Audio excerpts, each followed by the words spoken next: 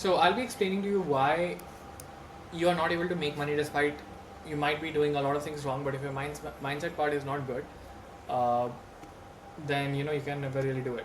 And that's why we'll be going through like 6 examples so that you can actually understand how do you actually get rid of the mindset problem so that you don't self-sabotage.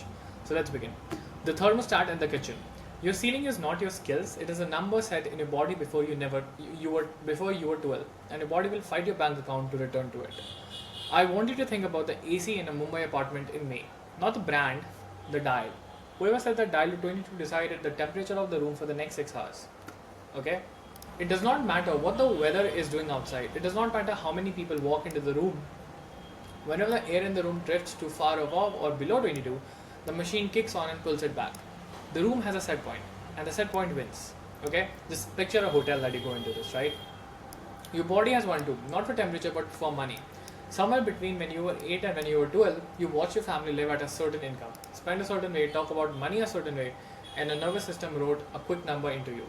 That number is your set point. Every future decision you make about earning, spending, risking is being silently measured against it.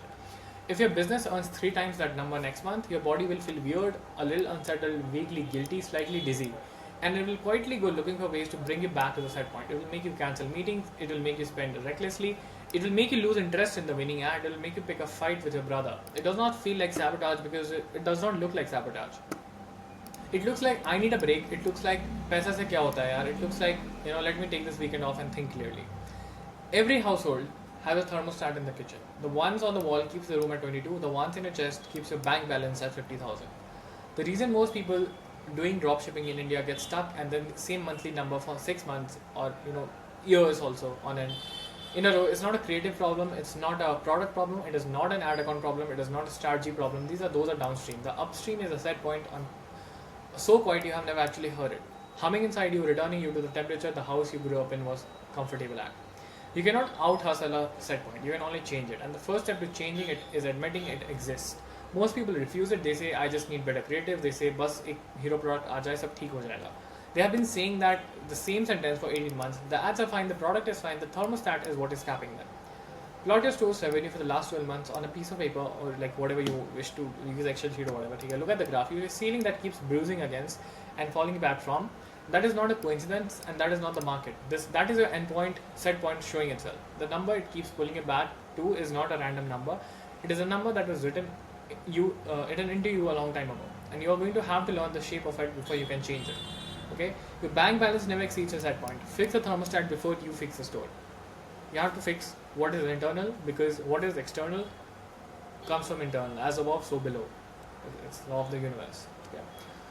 The guilt day. There is a day in every Indian's founder life that is more dangerous than any launch. Most people lose their business on that day and never find out why they did.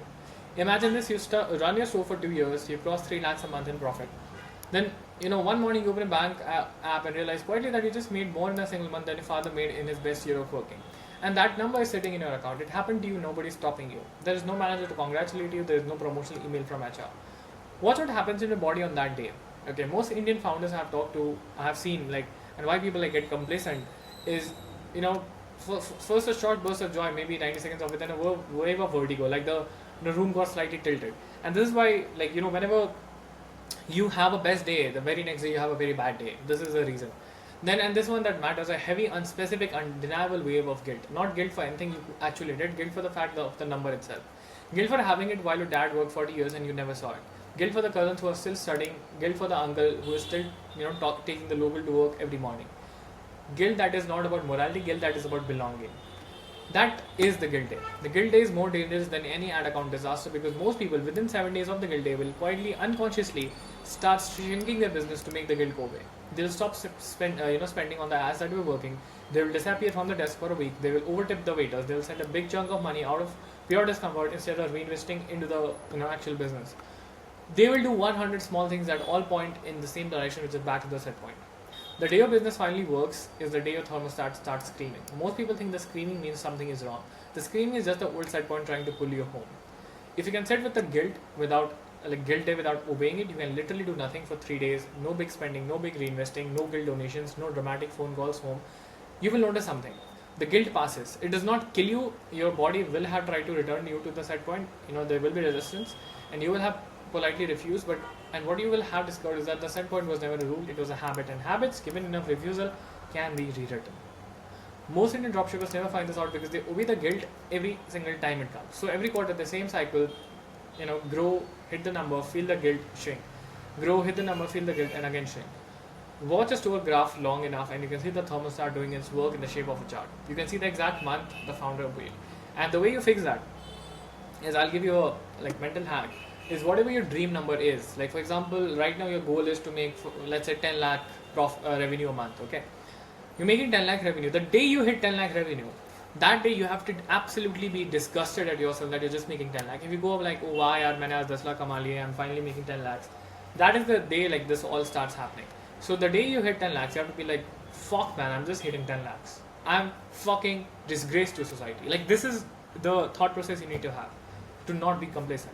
And if you're like, how do I actually do the emotion, then you have to realize the fact, whatever age you are, Alexander conquered the world when he was 28. Okay?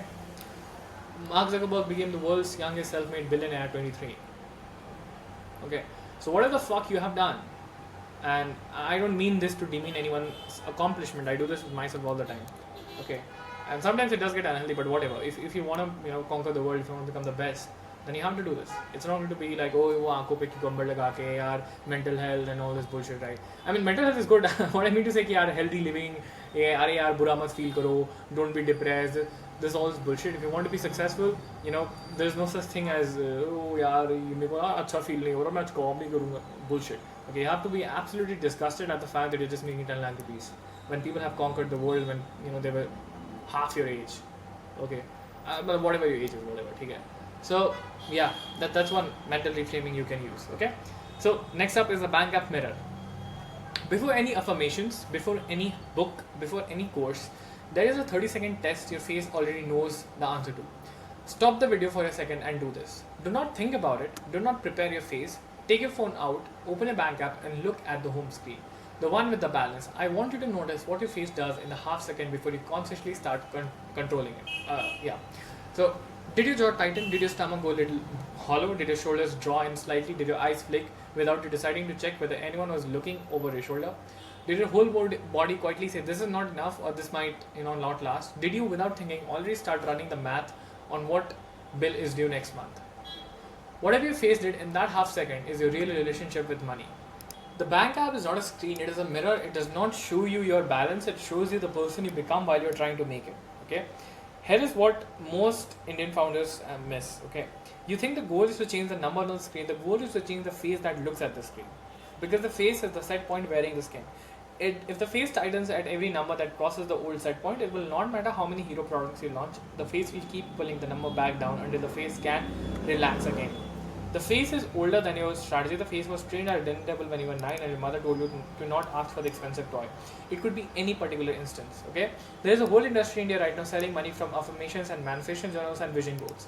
Most of them do not work. Not because affirmations are fake, because they try to install a new belief on top of a face that has been rehearsing the old one for 20 years. The face always wins, so you have to retrain the face before any belief can stick to it. Okay? And I would like to explain this with a short quote, is that you don't achieve goals, you achieve characters. And with the manifestation of the character, you achieve the goal. If you try to bring your dream goal to your current character, you will not be able to sustain it. Because for that, it's a dream outcome. So whatever your dream goal is, has to be a baseline for a character. And so you have to become that character for whom that goal is the baseline. Because you do not sustain the dream version of yourself that you imagine. You only sustain the bare minimum of yourself that you're ready to tolerate. Okay? So the point after the win. Every Indian success has a second of silence at the end of the sentence. That silence is a thermostat and most people pay it without noticing. Picture this. You walk into your family living room one Saturday and you finally tell your father the number, the real number. Not the downscale version you actually say at dinner, the real one. He's sitting in his chair, he takes a sip of his tea, he does not look up and then he says, after what feels like a very long 3 seconds, Acha. Just that Acha. Okay?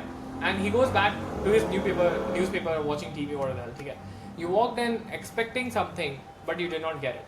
The silence is not pain, it is not jealousy, it is not disappointed, it's something much simpler and much more dangerous. It is the sound of a person whose own thermostat is much lower than your number, Trying to process a number his body is not built to process, and defaulting to the only response his system knows how to give, which is to go it until the number stops existing. You walk out of that living room feeling strange. You cannot name the feeling. The feeling has a name. You just pay the quiet tax. The most expensive tax in India is not GST, it's the silence at the dinner table when you finally tell your family the real number, and you don't get the validation you're looking for. The quiet tax is the price you pay in every Indian household for growing bigger than the room you came from.